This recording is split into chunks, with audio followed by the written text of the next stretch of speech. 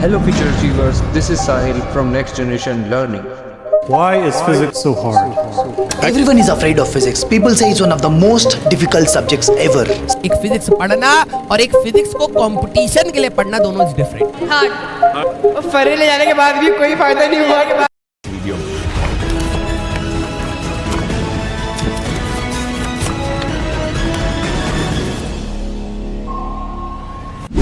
I know आप में से ज़्यादातर स्टूडेंट्स को फिजिक्स टफ लगती है और जिस तरह से सीबीएसई अपने पेपर के डिफ़िकल्टी लेवल को बढ़ा रहा है, मुझे नहीं लगता कि रैंडम पढ़ाई करने से आप फिजिक्स में अच्छा स्कोर कर पाओगे। इन आर्टिकल्स को देखो, सीबीएसई हर साल पेपर के लेवल को इंक्रीज कर रहा है और सबसे टफेस्ट पेपर इस साल 2024 में आया था। लेकिन आपको स्ट्रेस लेने की कोई ज़रूरत नहीं है, क्योंकि मैंने पिछले 5 साल के पेपर को एनालाइज किया है और सीबीएसई के हर पॉसिबल प्रॉब्लम का सॉल्यूशन निकाला है।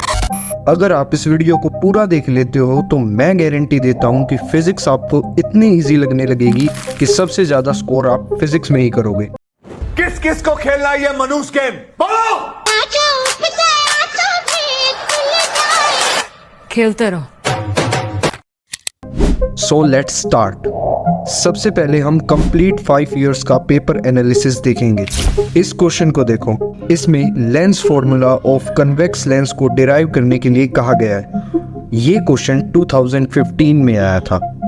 अब इस क्वेश्चन को देखो, ये 2016 में आया था। इसमें भी सेम वही पूछ रखा है, बट पूछने का तरीका बदला है। ऐसे ही 2017, 18, 19, 20, 21, 22, 23, 24 तक हर साल सेम क्वेश्चन आ रहा है और ये सिर्फ एक एग्जाम्पल नहीं है, लगभग 95% क्वेश्चन ऐसे ही होते हैं। अब इस एग्जाम्पल को वीडियो पॉज कर एक बार दोबारा रीड करो। आप इसमें देखोगे कि क्वेश्चन नहीं चेंज हो रहा, सिर्फ लैंग्वेज को डिफिकल्ट किया जा रहा है। क्वेश्चन की लैंग्वेज समझ ना आने की वजह से ही आपको लगता है कि आपको क्वेश्चन नहीं आता या फिर क्वेश्चन आउट ऑफ सिलेबस है, लेकिन जब आप उसका सॉल्यूशन देखोगे तो आपको वो क्वेश्चन आता होगा। और ये तो कुछ भी नहीं, 25% क्वेश्चन ऐसे हैं जो कि डायरेक्ट पीवाईक्यू होते हैं और रिपीटेड क्वेश्चन होते हैं जो कि डायरेक्ट एज इट इज होते हैं, जिनमें वर्ड भी चेंज नहीं होता। एग्जाम्पल आप देख सकते हो।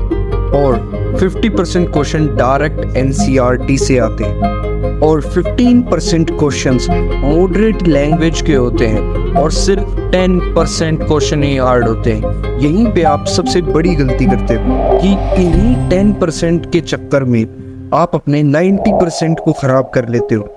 इन 10% के लिए आप डिफरेंट पब्लिशर की गाइड रटते हो और कॉन्सेप्ट बनाने की बजाय इंफॉर्मेशन रटते जाते हो। सबसे ज़्यादा ज़रूरी ये है कि आपको ये पता हो कि आपको कहाँ टाइम लगाना है, कहाँ नहीं, क्या पढ़ना है, क्या नहीं। 18 आवर्स स्टडी करने की बजाय अगर आप 6 आवर्स भी इफेक्टिवली पढ़ाई करोगे तो ज़्यादा मार्क्स आएंगे।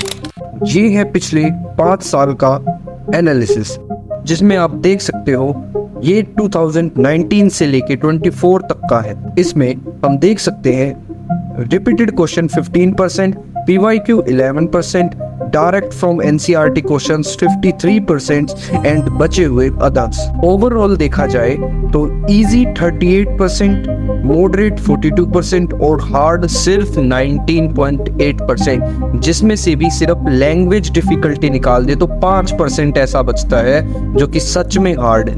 इन रिपीटेड क्वेश्चन और पीवाईक्यू के एग्जांपल आप देख सकते हो। एक बार मैं पूरे एनालिसिस की एक समरी बता देता हूँ। सबसे पहला, सीबीएसई क्वेश्चन चेंज नहीं कर रहा बल्कि लैंग्वेज को डिफिकल्ट बना रहा है। पेपर एक्चुअल में सिर्फ 10% हार्ड है। पेपर को सॉल्व करने के लिए स्ट्रेस मैनेजमेंट सबसे ज्यादा जरूरी। और अगर आप सारे पेपर्स को एनालाइज करोगे तो आप देखोगे कि पूरे पेपर में कुछ स्पेसिफिक टॉपिक्स के अराउंड है। वो सारे टॉपिक्स के बारे में मैं वीडियो में आगे बात करूंगा। इस स्ट्रेटजी में हम किन किन टॉपिक्स को पूरा करेंगे एक बार वो देख लेते हैं। सबसे पहले एक्चुअल सिलेबस, उसके बाद सब्जेक्ट ब्रेकडाउन, उसके बाद how to solve numericals. 4th number पर है how to utilize NCERT in best possible way. 5th number पर है ready last time material. 6th number पर है concept building technique. 7th number पर है कंप्लीट रोड मैप। अब आ जाते हैं एक्चुअल सिलेबस पे। इसमें पहला टॉपिक है वैदिक मैथ्स। जैसे कि आपने देखा सीबीएसई के क्वेश्चन की लैंग्वेज डिफिकल्ट होती जा रही है। अगर लैंग्वेज हार्ड है तो क्वेश्चन को समझने में आपको टाइम लगेगा और इसी वजह से या तो आपका पेपर कंप्लीट नहीं हो पाएगा या फिर आप कोई गलती कर बैठोगे। इसीलिए हम टाइम बचाएंगे न्यूमेरिकल से, न्यूमेरिकल की कैलकुलेशन फास्ट करके। अब क्वेश्चन आता है कि हमें सारा वैदिक मैथ पढ़ना है। आंसर है नहीं।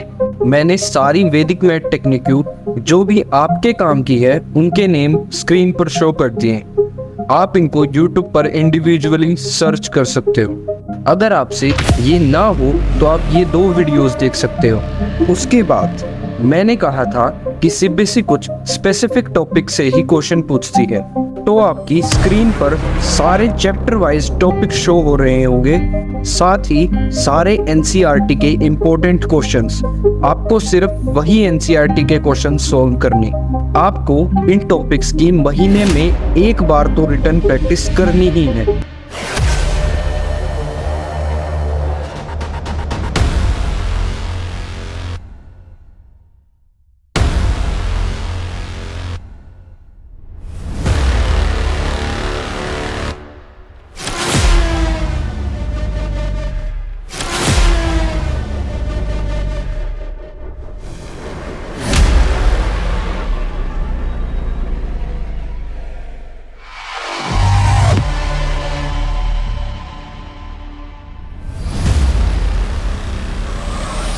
अब आ जाते हैं सब्जेक्ट ब्रेकडाउन पे। आप जिस भी चैप्टर के नोट्स बनाओ तो ये सब्जेक्ट ब्रेकडाउन को ध्यान में रख के बनाओ। एग्जाम्पल के लिए आप एक चैप्टर की थ्योरी लिखोगे, उसके बाद उसी चैप्टर की डेरिवेशन, उसके बाद उसकी एक फॉर्मूला शीट प्रिपेयर करोगे। फिर आपको जो न्यूमेरिकल के टाइप्स सबसे ज्यादा डिफिकल्ट लगते हैं आपको वो लिखने। And then NCERT questions plus PYQs, सिर्फ वो जो आपको कई बार सॉल्व करने पर भी सॉल्व नहीं हो रहे थे, बस उन्हीं को लिखना, ज्यादा क्वेश्चन नहीं लिखने। इसको बोलते हैं लेयर्स ऑफ रिवीजन स्ट्रेटेजी।